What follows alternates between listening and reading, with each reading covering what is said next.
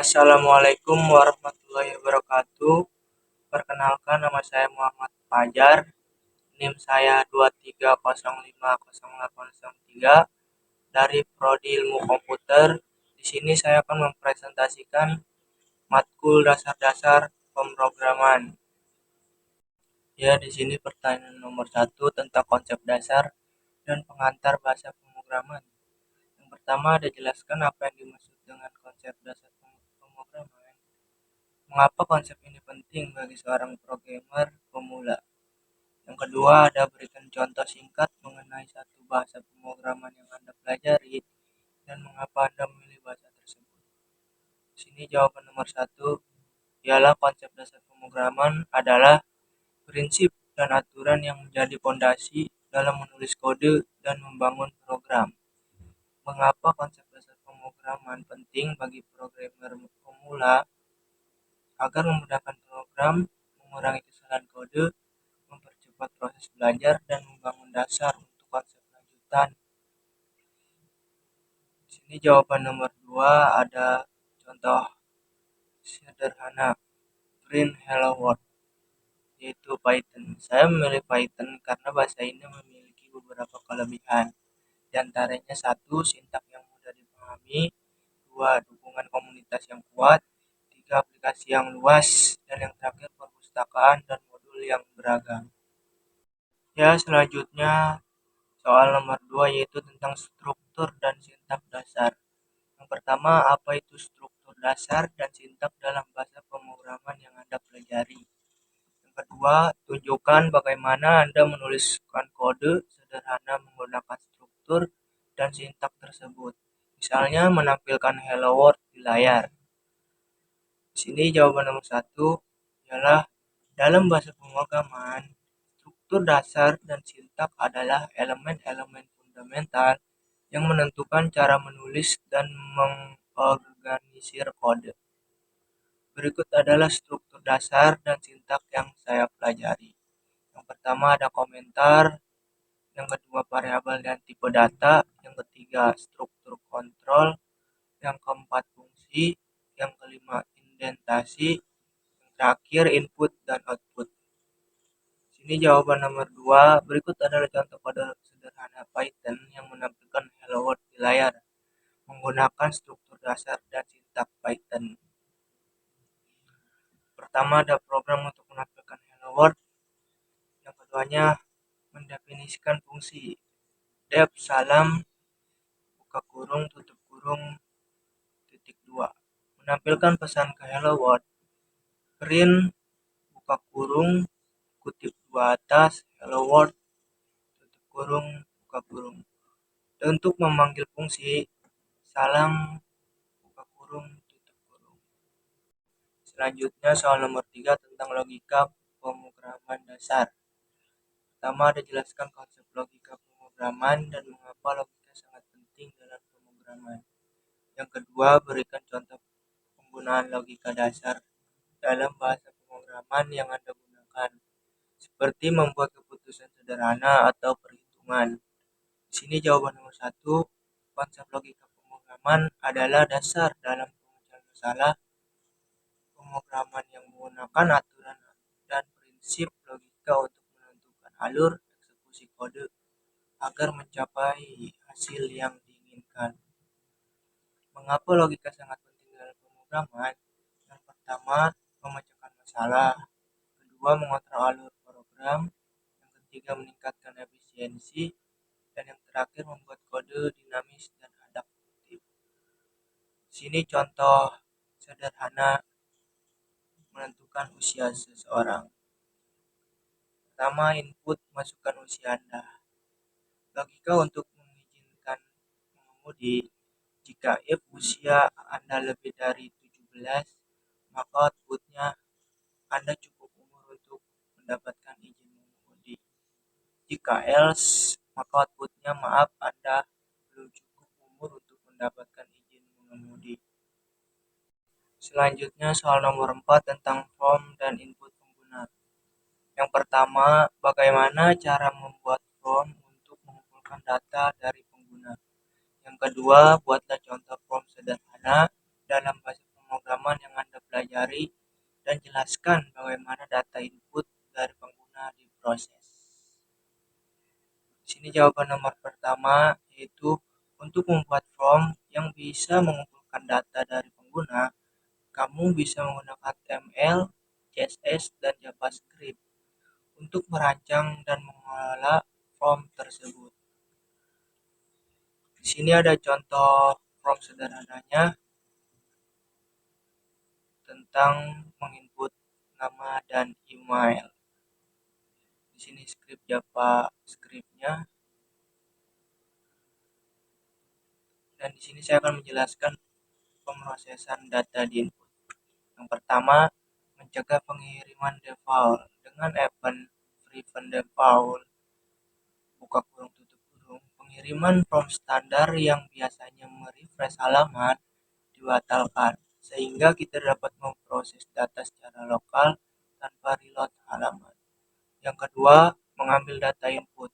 JavaScript menggunakan dokumen getElementById, tanda kutip nama, value, dan dokumen getElementById, email, value untuk mengambil data dari input pengguna.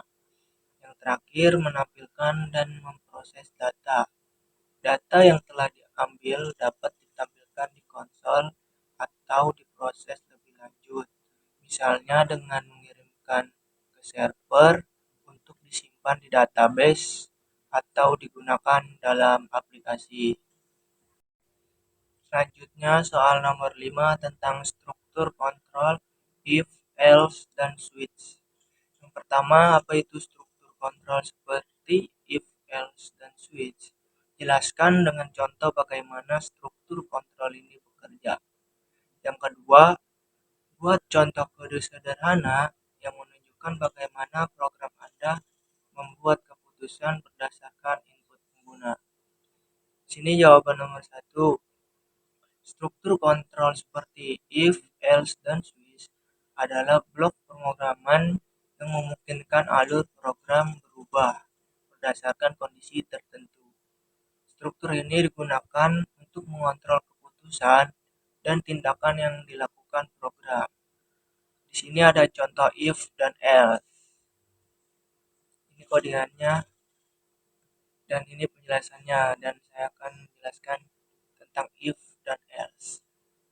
Program akan memeriksa kondisi if dan else satu persatu. Jika nilai lebih besar dari 90, akan mencetak nilai Anda adalah A. Jika tidak, lanjutkan ke kondisi berikutnya, nilai lebih besar dari 75, dan jika benar mencetak, nilai Anda adalah B. Jika kondisi terakhir nilai lebih besar dari 60 terpenuhi, mencetak nilai Anda adalah C. Jika semua kondisi if dan else if salah, blok else akan dijalankan dan mencetak nilai Anda adalah D. Selanjutnya contoh switch. Ini codingannya dan ini penjelasannya yang akan saya bacakan. Penjelasan switch. Pertama, evaluasi nilai. Struktur switch pertama-tama mengevaluasi nilai dari variabel yang diperiksa, dalam hal ini pilihan. Yang kedua, membandingkan dengan case. Switch kemudian mencoba mencocokkan nilai pilihan dengan setiap case. Ketika pilihan bernilai 2, ia akan cocok dengan case 2. Yang ketiga, menjalankan blok kode pada case yang sesuai. Jika nilai case cocok, program akan menjalankan blok kode pada case tersebut. Dalam contoh ini, pesan akan diatur ke Anda memilih angka 2. Yang keempat, menghentikan dengan break. Setelah menjalankan blok kode, break akan menghentikan eksekusi switch, sehingga kode tidak akan berjalan ke case berikutnya. Tanpa break, program akan terus menjalankan semua case di bawahnya. Yang terakhir ada blok default. Jika tidak ada case yang cocok, blok default akan dijalankan. Ini berguna untuk menangani nilai yang tidak sesuai dengan case yang ada. Ya, selanjutnya jawaban nomor 2, Berikut contoh sederhana menggunakan Python yang menunjukkan bagaimana program membuat keputusan berdasarkan input pengguna. Di sini ada contoh codingannya dan di sini penjelasannya yang akan saya bacakan. Yang pertama, program meminta input umur dari pengguna dan mengonversinya menjadi tipe int. Yang kedua, program kemudian menggunakan struktur if untuk memeriksa apakah umur pengguna 18 tahun atau lebih. Yang ketiga, berdasarkan kondisi ini, program akan mencetak pesan yang sesuai. Jika umur lebih besar dari 18, maka pengguna bisa mengakses layanan. Jika kurang dari 18, pengguna tidak bisa mengakses layanan. Selanjutnya soal nomor 6 tentang perulangan dan pengolahan data. Yang pertama, apa itu perulangan dalam pemrograman dan bagaimana perulangan membantu dalam pengolahan data. Yang kedua, berikan contoh penggunaan perulangan untuk melakukan tugas yang berulang, seperti mencetak angka dari 1 hingga 10. Sini jawaban pertama ialah perulangan dalam pemrograman adalah sebuah teknik untuk mengeksekusi sekelompok instruksi berulang kali selama kondisi tertentu terpenuhi. Bagaimana perulangan membantu pengolahan data? Dalam pemrograman, perulangan sangat bermanfaat untuk mengolah dan memanipulasi kumpulan data yang besar, seperti daftar array atau file dengan banyak baris data. Perulangan memungkinkan Anda untuk mengakses setiap elemen dalam kumpulan data tanpa menulis kode untuk setiap elemen secara terpisah. Kedua, melakukan perhitungan pada setiap elemen, seperti menghitung rata-rata, jumlah total, atau mencari nilai maksimal dan minimal. Yang ketiga, memproses data dalam batch, sehingga menghemat waktu dan membuat kode lebih efisien. Selanjutnya jawaban nomor 2, contoh penggunaan perulangan 1 sampai 10. Di sini bentuk codingannya menggunakan perulangan for untuk mencetak angka 1 hingga 10. For angka in range 1 dan 11. Print angka. Penjelasannya, rank 1 dan 11 menghasilkan urutan angka dari 1 hingga 10. For akan mengambil setiap angka dalam urutan tersebut dan mencetaknya. Sekian presentasi dari saya. Kurang lebihnya mohon maaf. Wassalamualaikum warahmatullahi wabarakatuh.